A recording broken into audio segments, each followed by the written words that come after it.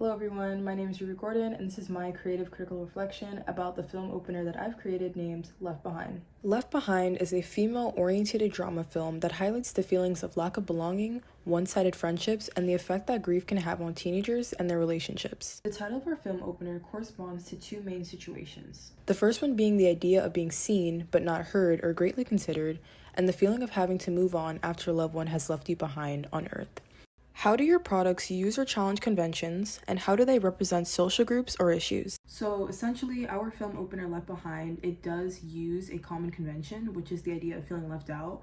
And while there is many shows, movies, and films that do incorporate teen unity, such as High School Musical or Lemonade Mouth, Left Behind, it kind of does the opposite. And while it does introduce unity originally, we see later on that not only is Yasmin struggling with mental health as she has lost her best friend, but she's also feeling a loss of belonging as she feels like she doesn't really fit in with her friend group anymore.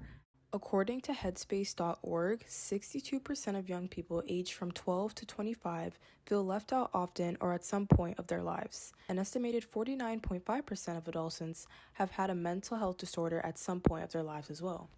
In order to emphasize the trope that there's always a duo and a trio, we had to utilize the elements of production to portray this image. By using cinematography, sound, editing, and mise-en-scène, we gave the ideal that Yasmin was clearly being left out and emphasized that one girl is being secluded from the other two girls during this time. In regards to cinematography or shot composition, fortunately, my teacher assigned a music video assignment prior to this film opener that allowed my group and I to experiment with different shots and edit them together to see which worked best. As I began to edit my dark red music video, I realized how different shots can portray deeper meaning and how close or far the camera is can emphasize a point being brought about in a video. To introduce my film opener, we filmed it using an establishing shot. An establishing shot is usually the first shot of a new scene, which is designed to show the audience where the action is taking place. A shot that was often used in our film opener was a two-shot. A two-shot is a shot in which two characters appear from a medium shot or a medium-long shot. By this, it was easier to emphasize Ruby and Kamaya's connection while excluding Yasmin. Point of view shots were also used in order to show what Yasmin was looking at and emphasize her facial expressions as she looked at them. Sound used in my film opener includes non-diegetic sound, which consists of the instrumentals used in the background and sound effects like the camera clicking, and dialogue. Dialogue was used in the form of voiceovers and regular conversations to bring clarity to the situations happening in the film. It is also important to note the tempo of the music as the film progresses. At the beginning of the film, we can see that the music is upbeat as the girls are having a good time and they're beginning to shop. As Yasmin starts to come to a realization and starts to miss and grieve about her friend Jasmine, the music starts to get mellow and slow-paced towards the end of the opener. Next up, editing. Editing is arguably the most important step of the production process as it ties in every clip, transition, audio, and establishes the main focus of a film. The software I used to edit Left Behind was CapCut. The black and white filter created an emotional appeal as flashbacks can be sometimes expressed in a black and white color scheme. Last but not least, mise-en-scène.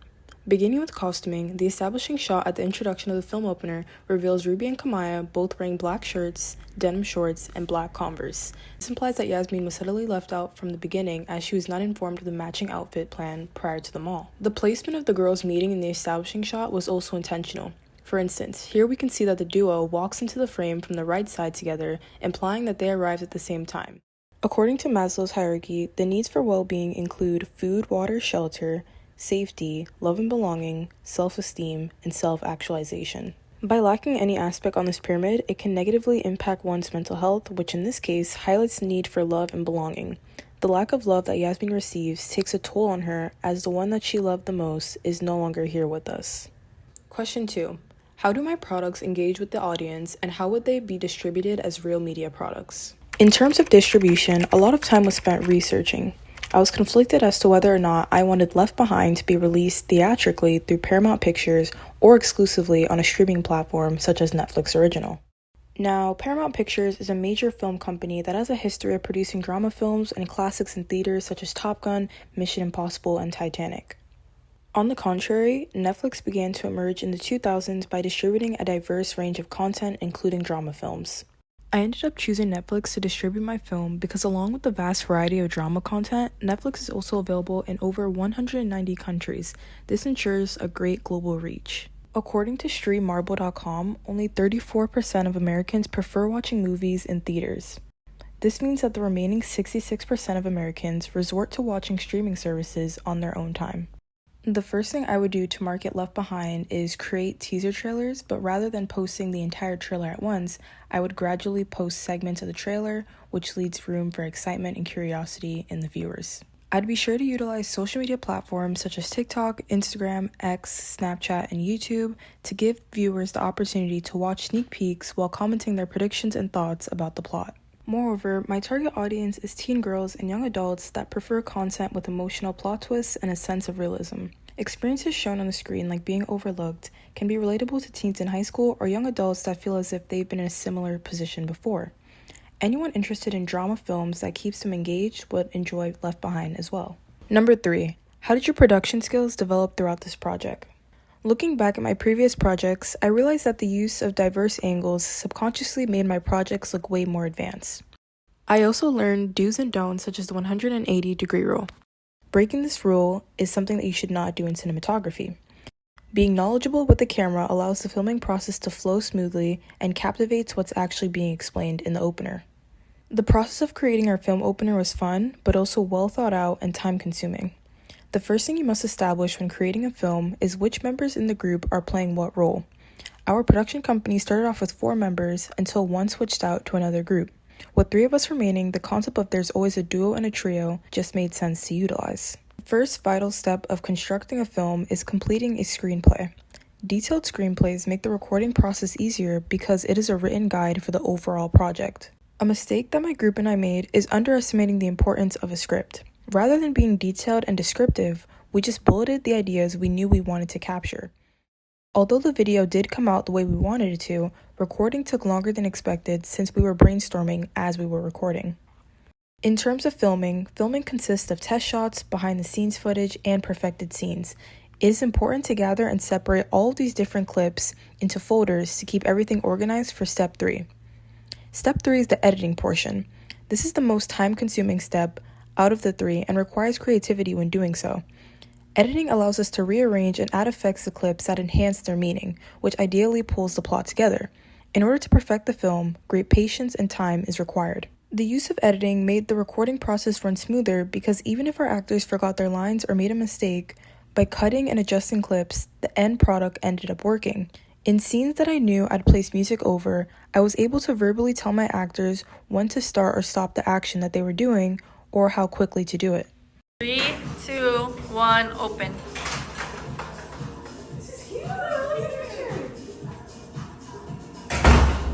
As I was editing, I realized that not every scene would be displayed due to the 2-minute time limit, but nonetheless, by deleting some filler scenes, our opening was able to reach 2 minutes and 1 second. As far as scenes that required all 3 girls to be present in the frame, I had my mom hold the camera for us. I helped her adjust the phone to the degree that my friends and I agreed was best. As far as directing, we were in a mall. My friends and I knew that we wanted to shoot a scene that incorporated a fitting room. All fitting room doors were locked in pink, and due to us being in such a time crunch, every time we had to reshoot the clothing scene, we had to crawl underneath the dressing room doors to get inside. And as we were on our way to Windsor, a different dress shop, to shoot a fitting room scene, we realized that all the stores in the mall closed at 8 p.m. This forced us to relocate at Macy's and continue on with the dressing room scene from there. I will be leaving Aice Media Studies as more of a knowledgeable filmmaker because now I know I have been exposed to numerous of angles and rules in cinematography, which broke me out of the habit of recording everything at eye level or in a standard manner. In terms of technology, my friends and I originally began recording on an iPhone 14 Pro Max and then switched over to an iPhone 13 Pro as the first phone died. Cinematic mode was used throughout the entire process to ensure clear quality. It subtly enhanced the subjects in the frame. And once again, CapCut was used for this entire editing process. Copyright-free music and sound effects were even screen recorded and imported into CapCut for use. In essence, here's a final rundown of our film opener named Left Behind. So right about when the film opener begins, we see that KRY or Cry Studios is placed in the center of the screen. This stands for Kamaya, Ruby, and Yasmin, as we are the 3 main actors in this film. As previously stated, the duo on the right-hand side walks into the frame together, implying that they reached at the same time, to whereas Yasmin, the girl being left out on the left, walks into the frame by herself. This subtly implies that she was going to be left out all along.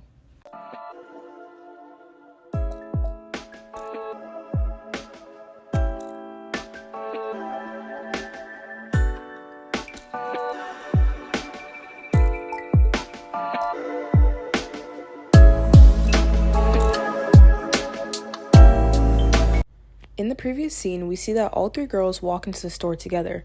Almost immediately after, we see that Ruby and Kamaya are already bonding over a sweatshirt that they like, to whereas Yasmin is being secluded and she's kind of looking at the perfume samples by herself.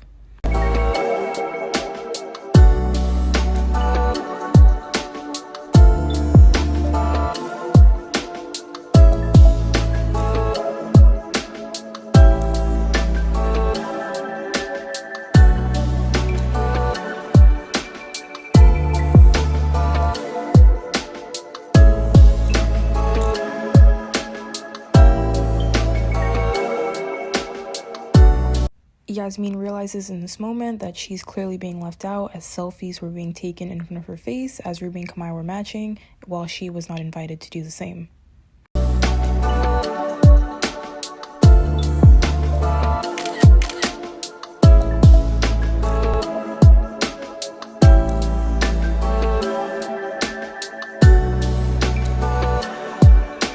It is important to note that since Yasmin is grieving, she still texts Jasmine for comfort.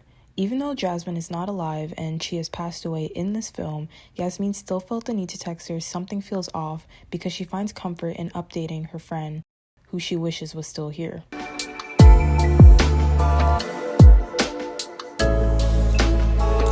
Since Yasmin is no longer sitting in the pink dressing room, it is implied that she's on her way to another store since she's walked out of the frame.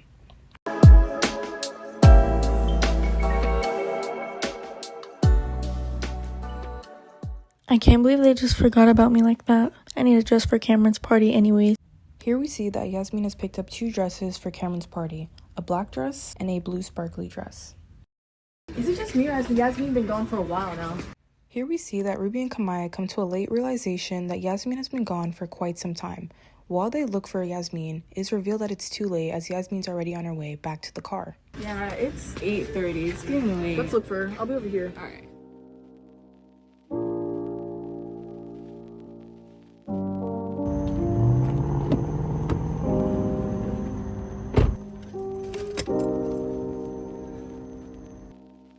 When Yasmin gets in her car and opens her Instagram, she sees that Ruby and Kamaya are both wearing the dresses that she had originally wanted, the black one and the blue one. This was Yasmin's final realization as she noticed that she'll never feel a part of the trio ever since Jasmine has passed away.